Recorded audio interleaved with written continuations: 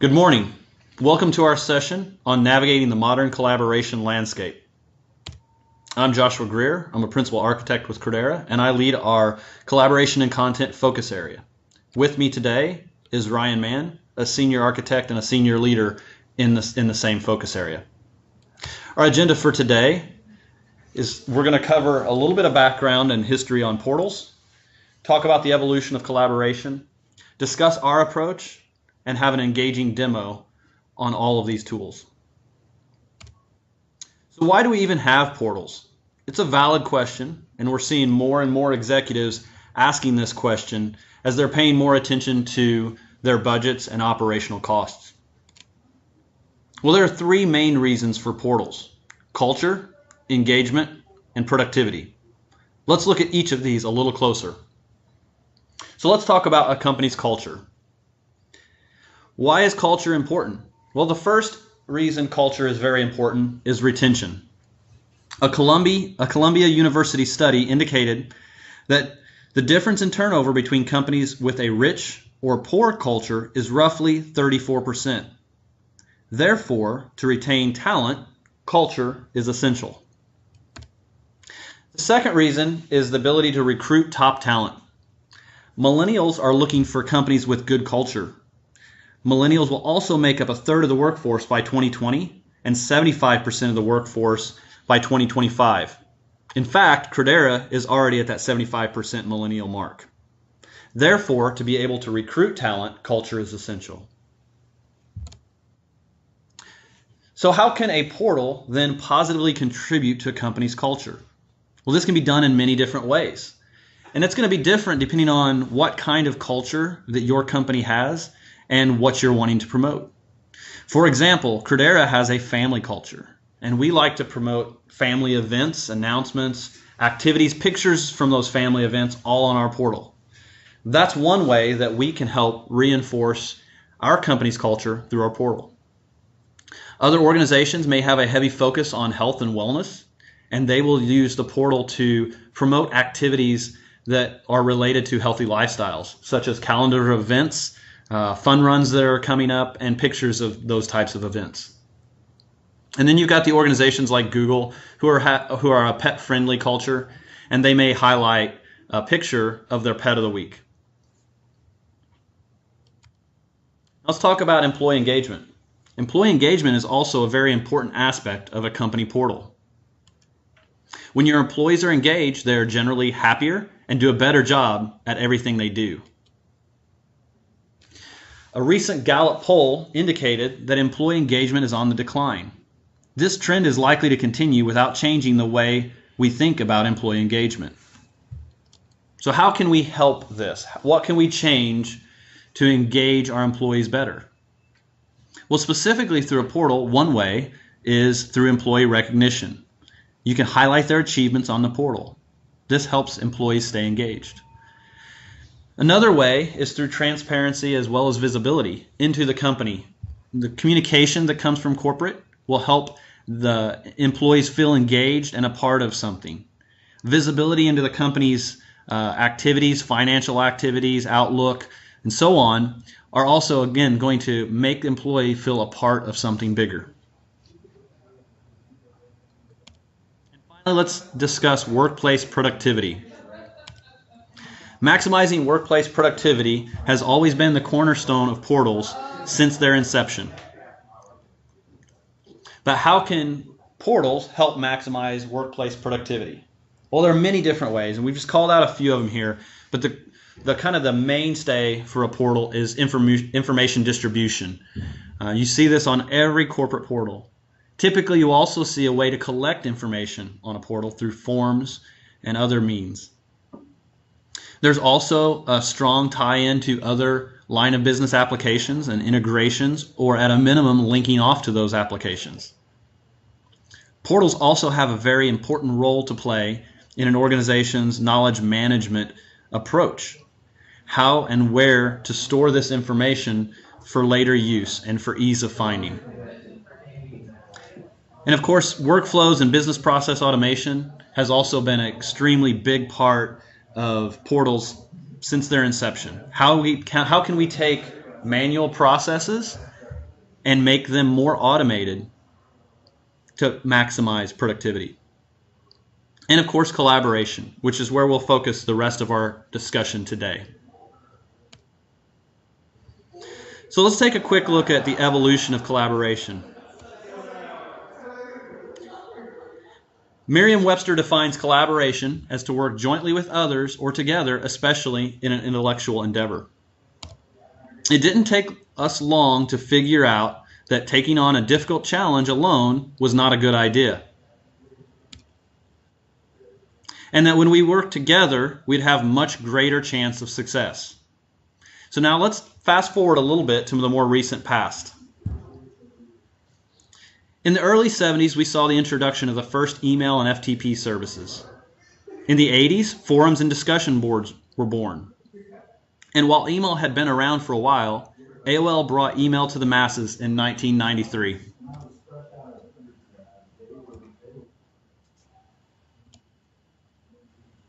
Quickly following AOL were other major email providers in the mid-90s, and some of those are even still around today.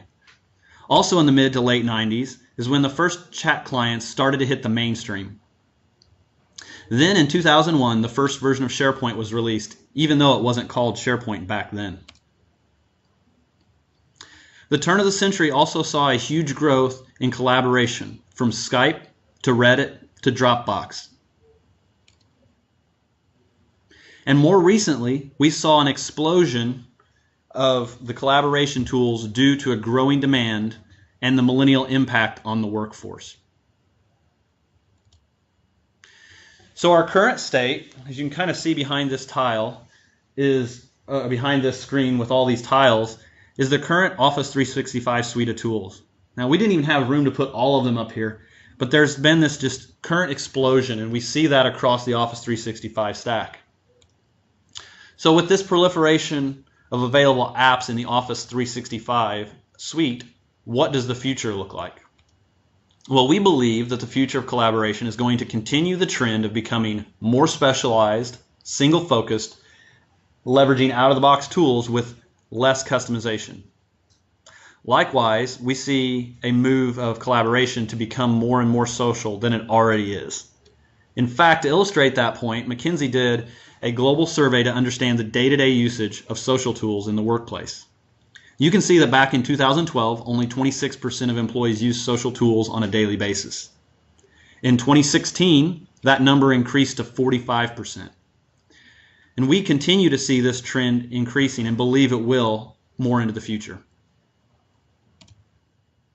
So you might be asking yourself, what is the right solution for me and my organization? To be able to answer that, we first have to get a better understanding of what your needs are. We do this typically by answering some simple questions. And these are just a few, but to give you an idea, is this collaboration going to be with internal folks, external folks, or a combination of the two? Does this content have metadata that needs to be associated with it that's going to help us classify this information? Do I need to be able to use this on a mobile device, or is this something that primarily a desk worker is going to have? Do we need to consider the long-term ramifications of this from a legal or regulatory perspective? So once we have a good understanding of the needs, we can select the correct tools for the job. This often is a combination of tools that together provide the best overall solution. We select the tools based on many factors, but of course none more than the strengths and weaknesses of that given tool. So now let's take a look at a few common scenarios and what tools might be the most effective. The first scenario we're going to talk about is a scenario we like to call the committee scenario. Take, for example, an HR group is getting together, a small group from that department, or a committee, if you will, to update an HR policy. The group will need to collaborate frequently for a short period of time to define the new policy. Once the policy is defined, however, the committee will be disbanded. The only content needed is that final document. So in a scenario like this, we would typically recommend an instance of Microsoft Teams be stood up for the temporary use. The next scenario here is a knowledge management scenario.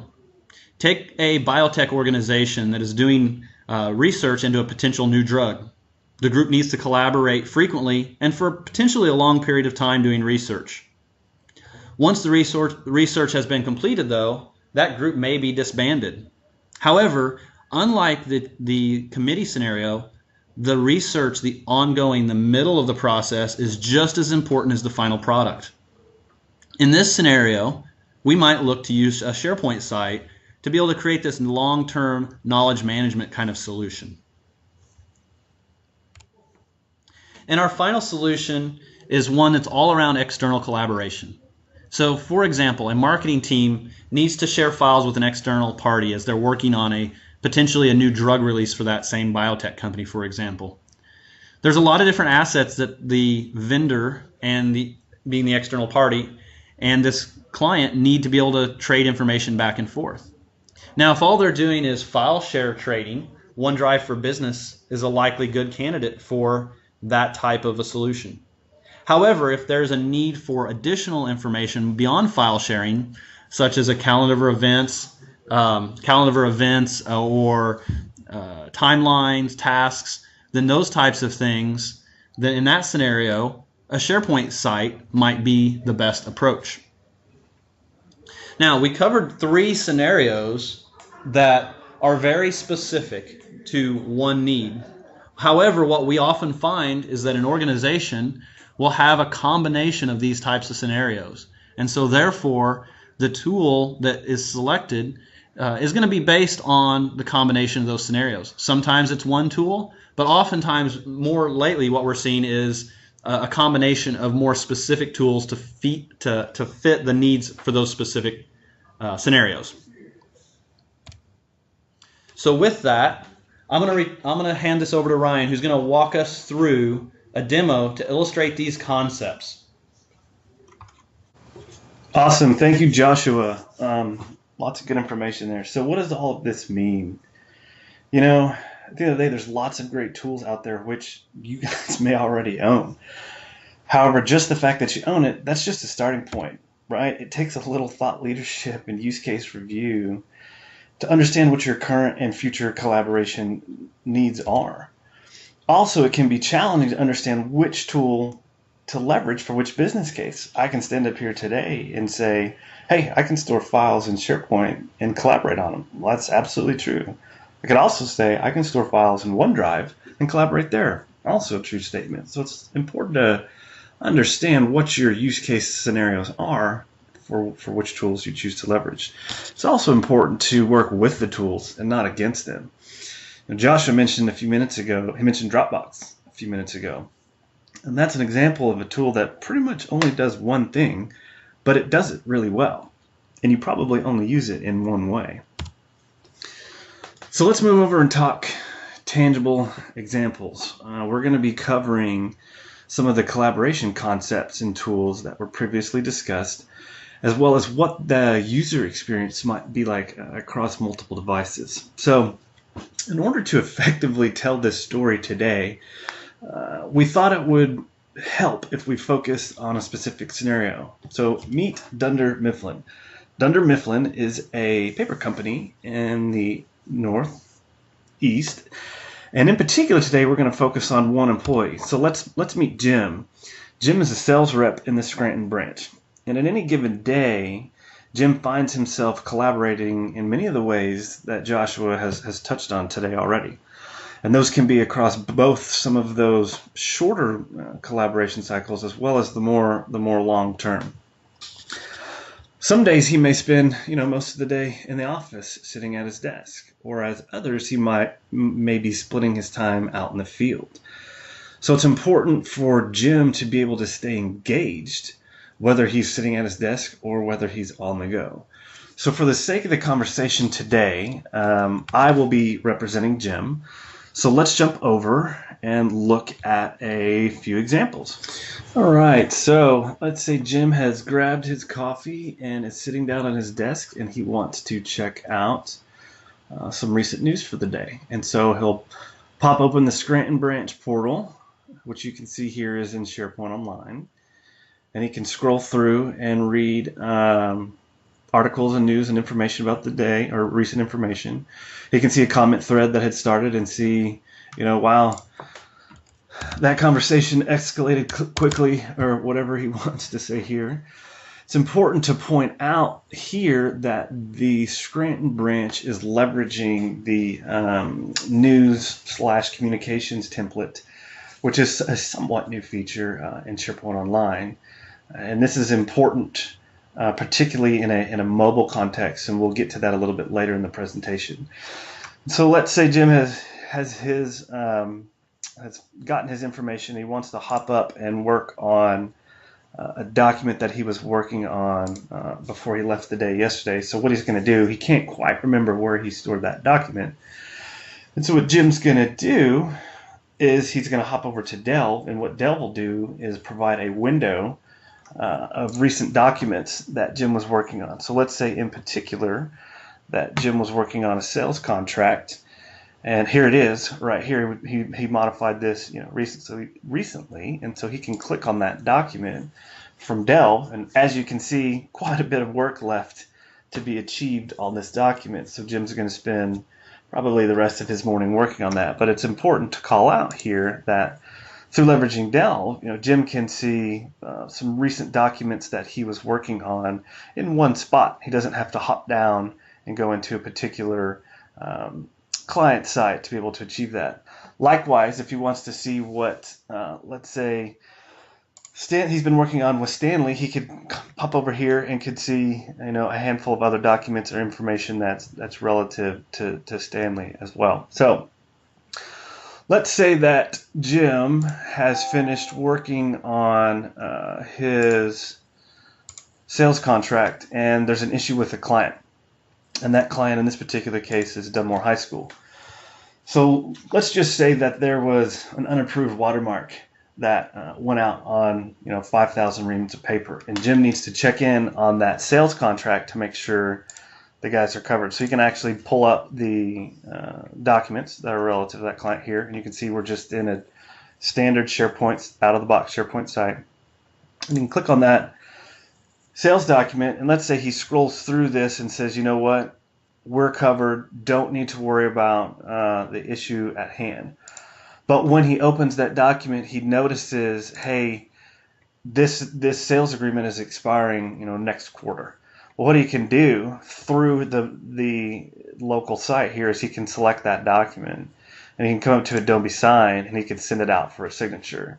So the important call out there is to understand that Jim's doing this inside of the context of his own portal, his own client side. He's not actually sending a document out that's leaving the ecosystem. It's staying here. So that's something that can be very powerful if you think about it from a long-term perspective, right? He's housing those records here. So after Jim gets this wrapped up, let's say that he has a meeting with Michael. Michael's his boss, and Michael says, hey, Jim, I need something from you. I need you to contact me every time you have a new client, and on top of that, I need you to send me their information, in particular if they're a potential whale or a potential big client. So what does Jim do? So Jim comes to the sales team site, and he just creates an out-of-the-box client contact list with a handful of information here. But on top of that, what Jim does is Jim creates a flow. So what is a flow? Flow is Microsoft's lightweight business process automation engine.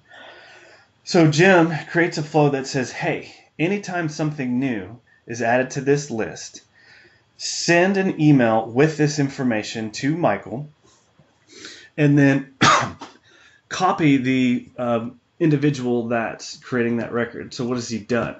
Well, since Jim heard that request from Michael, and he also heard Michael create that request for all of the sales individuals on the sales team, he's automated that process, that repeatable process. He's kind of given cycles back into those individuals' days, whereas as long as they add a record to this list, the process will capture that information and then send it over to Michael. Next, let's say Jim has to head into a sales meeting with a couple folks from his team, as well as two individuals that work for one of his clients. And inside that meeting, let's say that they have a great whiteboard session, and Jim wants to be able to share that information with the group that was in attendance. And so what Jim can do is he can take a picture of it, and he can upload that information to this meeting notes folder. Then he can click share. And so from here, he has the capacity to share that information, as well as, does he want to allow everybody on this invitation to edit? Maybe he just wants them to be able to read it. You could set an expiration date if you wanted to have this go through maybe the end of the month or the end of the sales cycle or whatever the scenario may be. But for the sake of this conversation, let's say he wants them to be able to read. And so what he can do is say, hey, I just need a link. I want a link to be able to, engage the folks that were in that session to be able to read that information. So what he can do is he can click on that, get a link, and now he can copy this into, if it's a document or an email or however he wants to communicate this out to the team, and give them the capacity to be able to come in and review and read that information. So pretty easy but powerful way for Jim to be able to simply upload some information in context to the meeting that they just had and share it out with the group. So lastly, before Jim heads out to a prospective client lunch, is he wants to check in on some recent conversations that are happening around the office. And so what does he do? He brings up Microsoft Teams. And so what Microsoft Teams is, it's an application that allows for users to collaborate in context and kind of in a real-time or a quick hit sort of fashion. It should be noted, I brought this up in the browser version here, but in the actual client, there's a lot more feature-rich and video calling and a lot of other things that you can do as a user. So let's hop over and go to the Office Olympics channel. So there was a recent event in his office, which was the Office Olympics, and he wants to kind of read through some information in context regarding what was happening. Maybe he's asking who wants to help plan for the Olympics next year. Maybe he wants to send out a survey, right? And so down here you can see he's called out that, hey, I still need responses from you guys on the Olympics forum. So what is that? So you can see up here in the tab navigation, there's an option that says Office Olympics feedback. And so as a user, you can click that. You'll notice that brings up this super simple form. Well, this form was built in Office 365 Forms, another new feature that's on the horizon. And again, super simple form, right? It has 4 questions. You can easily come in and answer it here. And then for Jim, being the owner of that form, he can actually open up the Forms application. You can see here the form we were just looking at. And he can see those responses.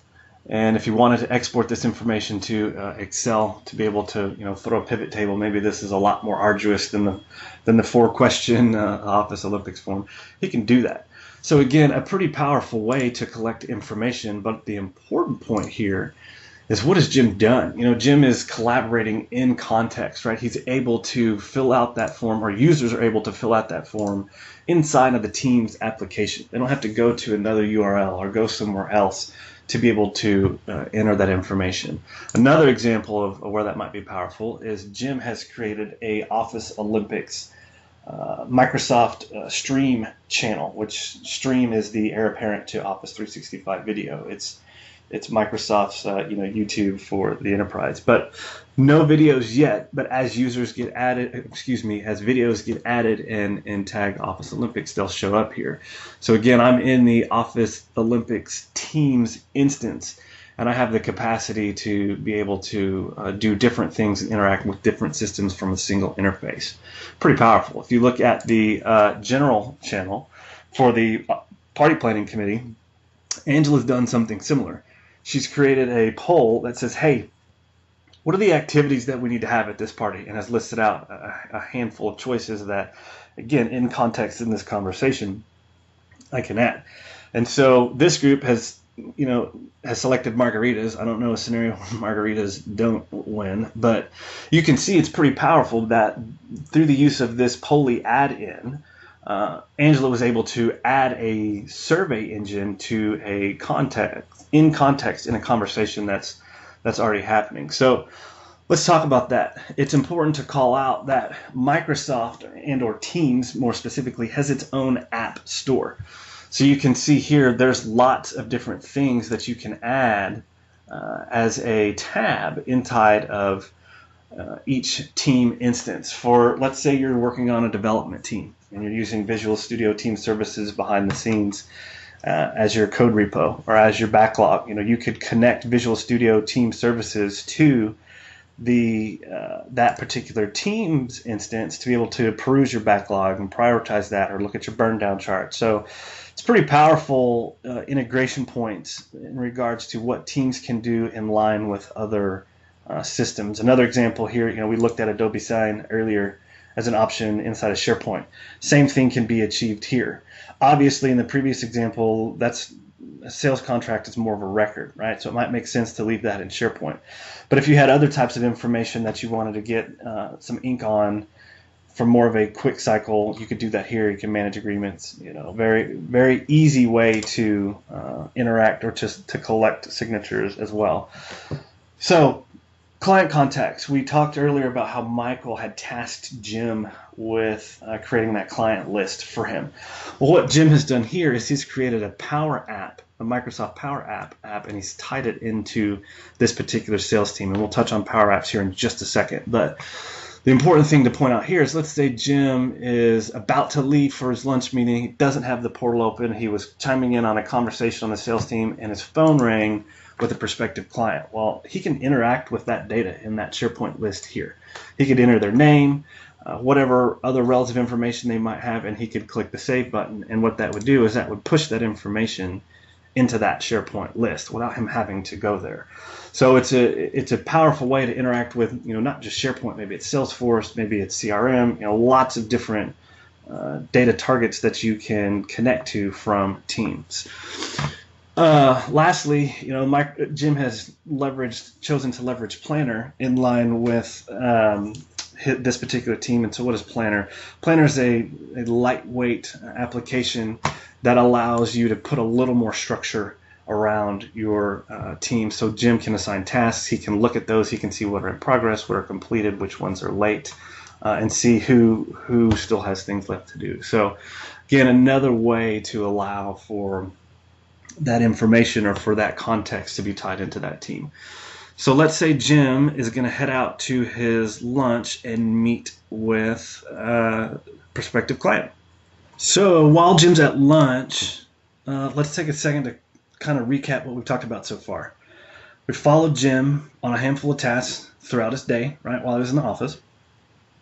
We looked at ways to use SharePoint in both kind of new and more traditional ways. We've also checked out OneDrive and some new technology within Microsoft Teams and how that can be integrated and how that can be leveraged. So super quick, but Jim has a great lunch, and let's say he gets a business card from a potentially huge client. What does Jim do? So Jim shakes his hand, walks out to his car, and Jim brings up the Power Apps app on his phone. And so you can see here, Jim has access to that Client Contacts Power App. And what he does is he clicks on that and brings it up, and it gives him the ability to interact with that data inside that SharePoint list from his phone. And this is a very similar experience that we looked at just a few seconds ago when we were interacting with this information inside of Teams. And so the important call out here is what has Jim effectively done by entering in this new client information in the field? He's done the same thing that he did or anybody in his team did while they were at their desk. They can enter in the information, a flow goes out and notifies Michael that, hey, this is organization size 1,000 plus, this has potential to be a whale. And where has Jim done it? Jim's done it from his phone. And so in a device agnostic manner, Jim has been able to achieve what he was out in the field immediately after lunch, what he was able to do when he was sitting at his desk. So let's say Jim heads to next client meeting. He's got a few minutes, and he wants to check in on the conversations that they were having earlier in the day. And so what does Jim do? Jim brings up the Microsoft Teams app on his phone, and he notices that in his news feed, Phyllis mentioned him in something and said, hey, sorry to bother you, but I hear you've got this super terrific, awesome sales contact power app. Can you give me permissions to be able to do the same thing? And so since Jim owns that, he says, sure, no problem. Just be sure that you download the Microsoft Power Apps app from your respective app store to be able to achieve that level of functionality that you so desire. And so another thing that you can do, that Jim can do, is if maybe he wants to trim the information in the Teams app from his feed and he wants to say, hey, I just want to see the calls that I've missed, or maybe I just want to see my app mentions. He can quickly do that from his newsfeed inside the Teams app. Like he could on the Teams experience on the desktop, he can move from conversations to tabs. And there you can see the Adobe sign and the client contacts and the planner. Here, it's important to call out that when clicking planner or when clicking client contacts, what the Teams app will actually do is it will open in this particular example, Jim's clicked on planner and has opened up the planner app on his phone. So it's the integration, the headline on the integration there is it's more deep linking than it is true integration. If you were to click on client contacts, it would open up the Microsoft Power Apps app and then open up that client contacts app inside of that application. So Jim heads into his next meeting. Similar scenario as before, right?